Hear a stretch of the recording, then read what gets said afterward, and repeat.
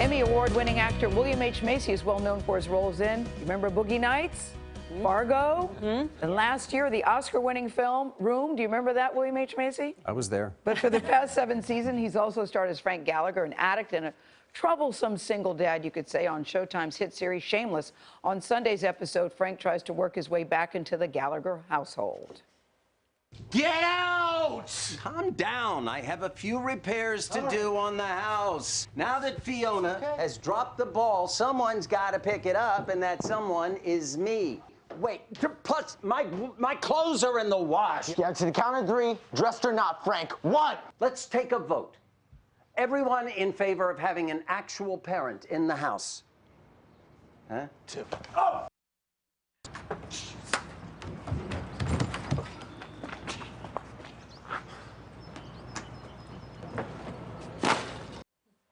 William H. Macy joins us at the table looking very dapper. I saw that episode of you in the pink robe. We could say for Frank, that's almost overdressed in some of the ways that we've seen him. Yeah, you got to be brave to wear a pink robe. He plays such an unlikable, sometimes unlovable character who embarrasses, humiliates his family and himself. But I would imagine this is a fun role for you to play. Oh my gosh, it is. You know, I'm Lutheran. I grew up in Western Maryland. I read these scripts and I go, no, are you joking? But, oh, he's delicious. So much fun. So wrong on so many levels. Anyway. I mean, you have to love him to play him as long as you have. Well, he's a good guy. He's fun. He's hardworking. He's entrepreneurial. He loves women. He really loves women. He really loves all shapes, sizes, colors, weights. Yeah. Yep. I love him for that. You have 2 daughters. I do. Have you learned anything from Frank about fatherhood? Yes, it's our job. There's an old phrase, you prepare your children for the road, not the road for your children. So I'm introducing them to traumatic experiences early so that they're ready.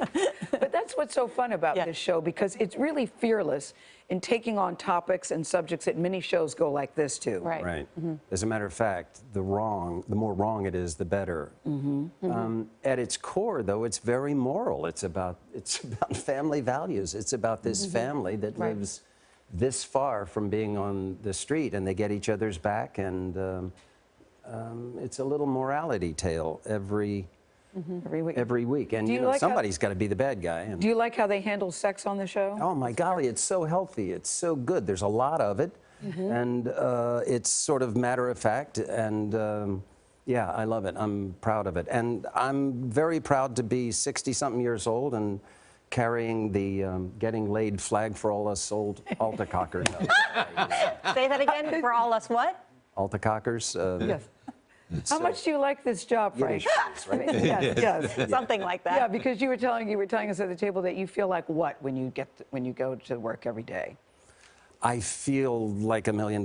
Oh yeah, because I get to ride. I ride a motorcycle there, and I know the guards, and in I go. It's just the best job in the world. Plus, television is so good now. Yeah. It's the best place to be, isn't it? It's the best place to be. You can tell stories better on television than anywhere else. Yep. We've got a huge audience, but you don't need to have a huge audience for television now. And I think it's good for the country. We're telling a lot of stories that otherwise wouldn't have seen the light of day. I think the phrase that you used with us earlier was that you feel like the cock of the walk. The cock of the walk, yeah.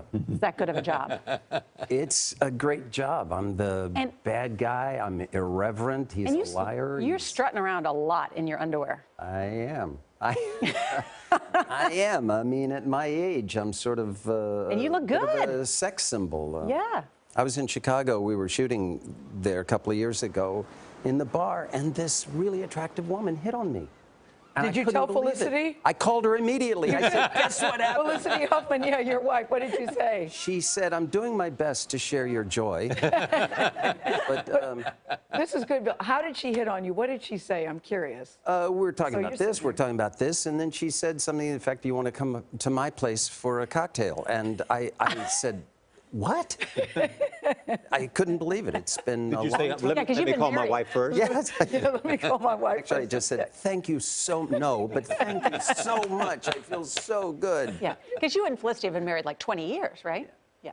And still One of the very great much in love with marriages. you. Yeah, Oh, I'm the one of the luckiest great beluga. marriages in the industry. It's good to see. I'm a lucky- Hey, did you hear Chicago won the World Series? Oh, how What- about that? I know, 'cause you I were started there in Chicago. I was there. I Yeah. started my career in Chicago. I had a house across from Wrigley Field. I was a bleacher bum.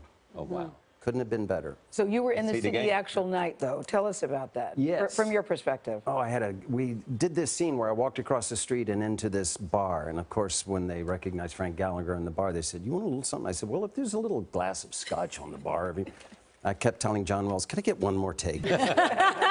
So they were ahead 6-1 when I wrapped, and I walked into the hotel, and everybody was watching, and boom, all of a sudden it's even, and I felt like it was my fault, so I went to bed. But then all hell broke loose. You could hear out the on noise street. outside? Oh, Yeah. man. There was a the guy scene. outside my window. He screamed for 4 hours. Good. Well, we're screaming for Shameless. Yes, we Continued are. success. Congratulations. He'd had a long time Thank to practice. you so much. I love doing it. Shameless airs Sundays on Showtime, a division of CBS.